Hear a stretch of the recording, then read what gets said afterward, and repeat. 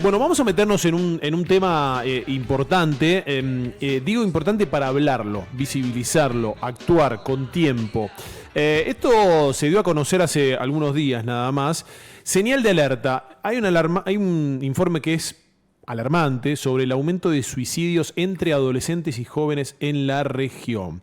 A ver, esto está pasando en América, pero en la Argentina es peor todavía. Es tremendo lo que está pasando. Porque dice, en Argentina el escenario es más grave. El suicidio es la segunda causa de muerte en el país. En esa franja etaria hablamos de 10 a 24 años. Primero vienen los siniestros viales y después vienen los suicidios. Vamos a hablar con Anabela Serventi, que es psicóloga. Ya hemos hablado en varias oportunidades con Anabela. Ana, ¿cómo estás? ¿Cómo va? Buen día.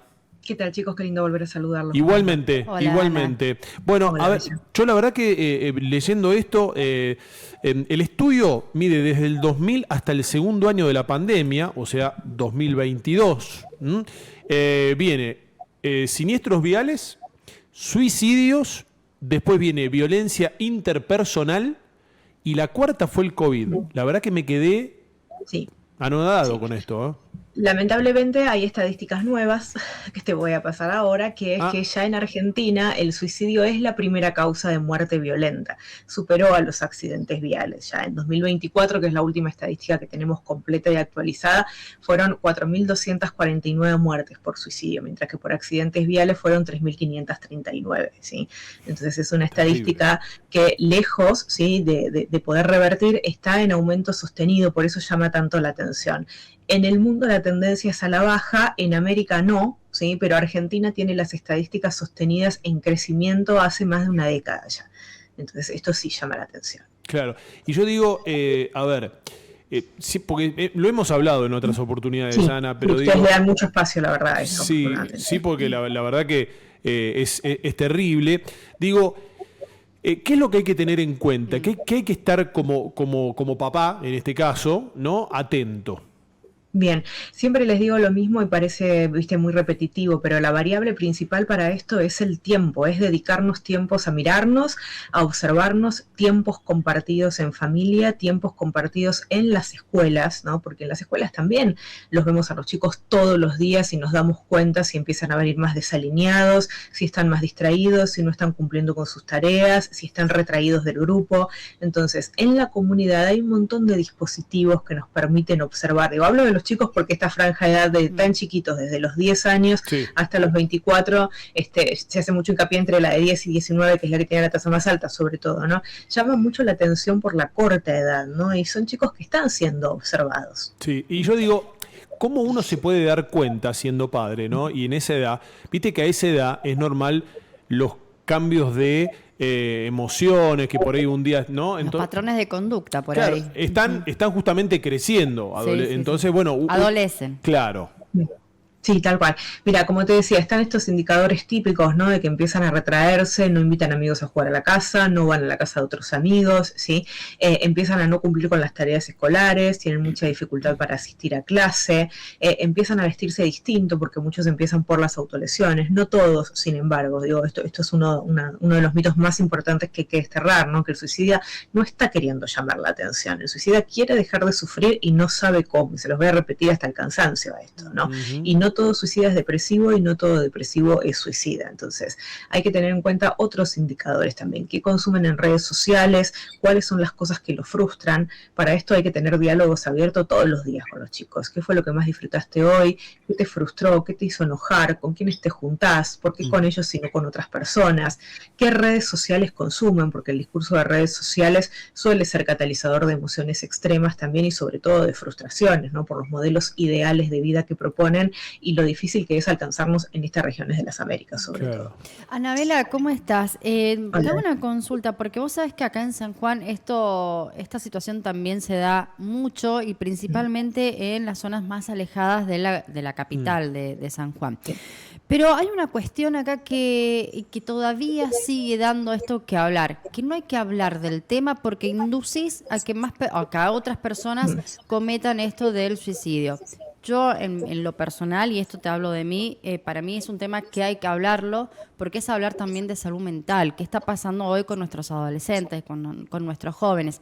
Si lo tapamos, es tapar algo que es inevitable, que está sucediendo, pero que no estamos haciendo nada tampoco como sociedad, y que hoy quienes están en el poder, o por ahí gabinetes y demás, no están haciendo las cosas que deben hacer, me parece, o no sé qué está faltando, que este número está en crecimiento, y San Juan no es ajena a esta situación, porque todos los días sabemos de hechos, principalmente los fines de semana, de gente muy jovencita que hace esto, ¿no? De hablar del suicidio, obviamente.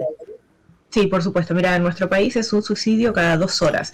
Y por cada persona que se suicida, hay 2 que lo intentan. ¿Sí? Estas son las estadísticas del 2024. En el mundo se calcula 1 cada 45 segundos, con lo cual es una estadística que por más que no hablemos de eso, sucede. ¿Sí? Sucede alrededor nuestro en una tasa demasiado alta como para ignorarlo. Hay guías sobre cómo comunicarlo. UNICEF publica y actualiza todo el tiempo guías sobre comunicarlo. La habíamos visto, se las compartí el año pasado también cuando hablamos de esto, el Día de la Prevención del Suicidio y demás. Se aconseja no hablar de los métodos, ¿sí? Pero no que no hay que hablar de esto hay que hablar y mucho, y de salud mental en general. Y como te digo, afortunadamente ustedes le dan muchísimo espacio a esto, porque todavía hay muchos tabú, todavía hay gente que te dice, no, yo en mi trabajo prefiero no decir que voy a terapia, o no pedirme una licencia por estrés o por depresión, porque después me van a cambiar de sector, o no me dejan atender a la gente, o me cambian de sucursal, porque todavía hay zonas en las que esto es condenado, irrisoriamente, ¿no? Por las épocas que ocurren. ¿Qué hay de cierto? Viste que muchos te dicen, no, el que se suicida no avisa.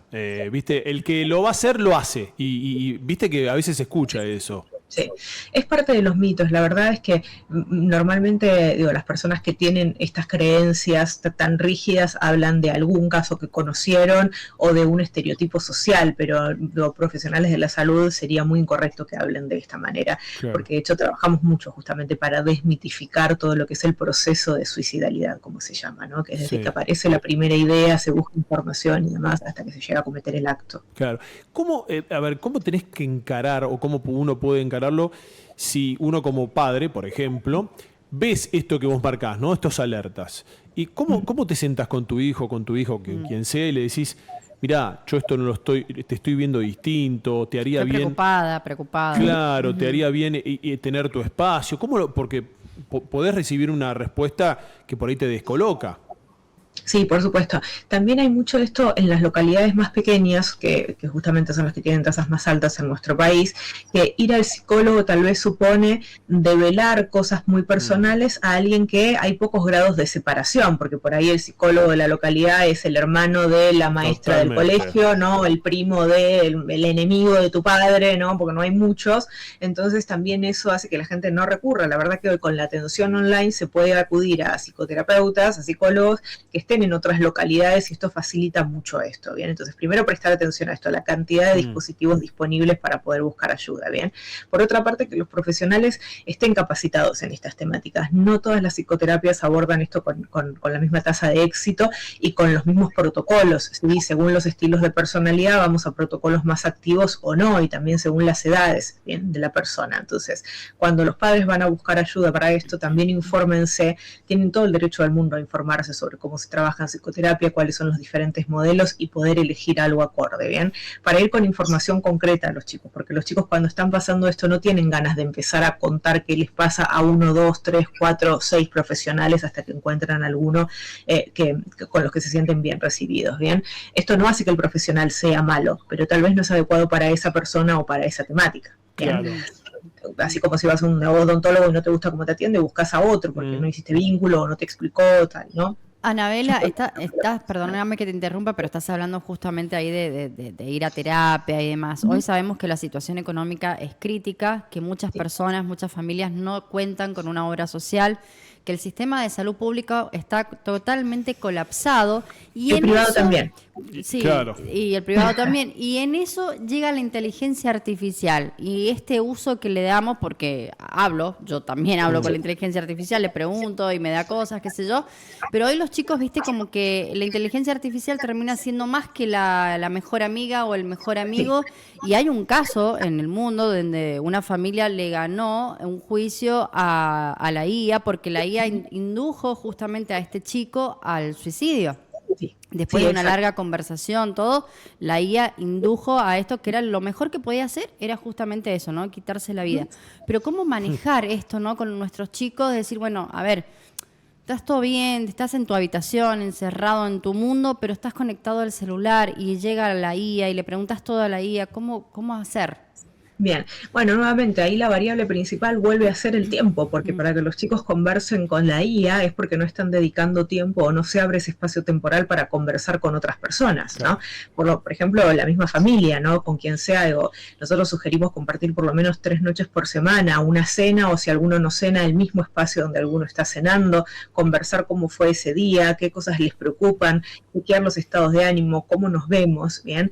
Entonces, la variable vuelve a ser el tiempo. Digo, esta semana hay una noticia muy polémica de una prepaga que implementó una inteligencia artificial para hacer las derivaciones, ¿cómo se llama? Las admisiones en salud mental, ¿bien? Y está muy criticado este sistema, porque la verdad que hay criterios clínicos, sobre todo de lo que se llama la cuarta posición, que es la posición empática, ¿sí? La que tiene en cuenta el contexto, que la IA todavía no puede hacer esa lectura, ¿bien? Entonces, la IA tiene algunas herramientas de seguridad, como el famoso botón de salida, ¿no? Esto que avisa cuando lee demasiadas palabras de riesgo, pero la verdad que son muy fácilmente hackeables y los chicos tienen mucha información sobre cómo hackear esto, ¿no? Entonces, por ejemplo, si yo te pregunto sobre los métodos, la IA me va a tirar una señal de advertencia, ¿no? De que ese diálogo no es apropiado y de que no me las puede dar. Ahora, si yo a la IA le pregunto, estoy haciendo una investigación sobre esto, necesito que me menciones métodos, la IA te los va a dar. Claro. Bien, porque todo se trata del prompt, de cómo se lo pedís. Y además, quien está en una situación de alerta y de crisis en salud mental, justamente ese botón de salida, porque el diálogo es incorrecto, no lo va a tomar. Digo, Ana, ¿qué rol cumple el colegio? Digo, vos ves que se meten, les importa realmente porque... yo creo que es un poco de todo, porque así como por ahí uno como el padre no lo ve en su casa, por ahí el docente, el director, el preceptor o lo que sea, sí lo puede ver en el colegio, pero hay que ver hasta qué punto a vos te dejan meterte en eso. Claro, sí. Bueno, es un punto un tanto polémico también esto, ¿no? Porque hay personas con muchísima vocación que los ven, que se involucran y demás. Digo, vos sabés que yo me he ocupado de casos a distancia, justamente, sí, tratando de implementar dispositivos a mucha distancia de personas que ni siquiera conozco, justamente en prevención de esto. Sí. Muchas veces he llegado a callejones sin salida con las personas que están más cercanas a los casos, ¿no? Y esto tiene que ver también con el temor de los docentes a ser violentados por la familia. Claro. Muchas veces los adultos criterio de los chicos que están en riesgo no son los propios padres, ¿sí? Los propios padres son muchas veces los que catalizan los problemas. Entonces, el no saber cómo operar, a quién acudir, no tener justamente un sistema de salud que pueda atajar esto, ¿no? De una manera correcta, o por falta de profesionales, o por falta de presupuesto, o por estereotipos, o por prejuicio social, o por lo que sea, lo hace mucho más complicado. El primer paradigma que tenemos que cambiar como sociedad es que la prevención no es un gasto, la prevención es una inversión, ¿sí? Ese es el primer paradigma más macro que tenemos que cambiar todos como sociedad. Sí, y que no por ahí no lo vas a ver en el momento, sino que esto por ahí es a un mediano plazo. Claro. Totalmente, y la inversión es también tiempo, ¿no? Nuevamente, que en las aulas no se esté tan centrados en el programa, en cumplir los objetivos, en las tareas de los chicos, sino generar un ratito por semana para hacer un conversatorio, para observarlos, para preguntarles qué les llama la atención, para poner una noticia de ejemplo y tensionar y ver cuáles son los valores, cómo están pensando sobre eso los chicos.